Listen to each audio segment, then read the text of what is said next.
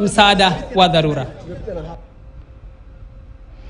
Naam, tukisalia kwenye taarifa sawia, wakazi wa maeneo ya Dadachabasa, Iresaboru, Sericho na Gubatu katika kaunti ya Isiolo ambayo imetatizwa na kutatizika kabisa na mafuriko sasa wana sababu kuu ya kutabasamu kufuatia hatua ya jeshi la Kenya kusafirisha kwa ndege chakula cha msaada ambacho kilitolewa na kaunti hiyo. Gavana Abdi Guyo wiki jana alikuwa ametoa fedha hizo, lakini hakukuweza kufikia familia zilizoathiriwa kwa kuwa maeneo hayo hayafikiki kwa barabara.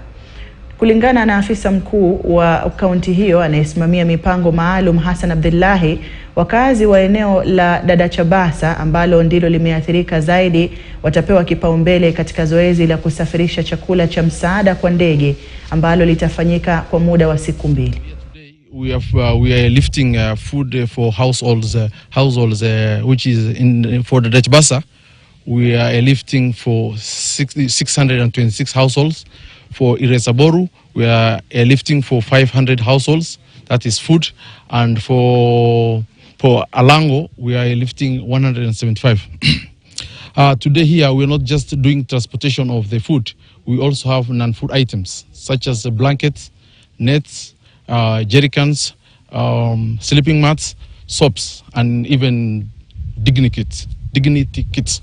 I want to report that we have non-farms and we have emergency drugs and we have other items like food which is going to be dropped today.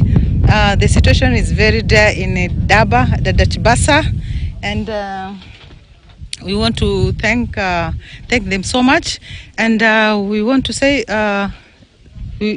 that our people have really suffered, but today by the evening I think they'll be happy.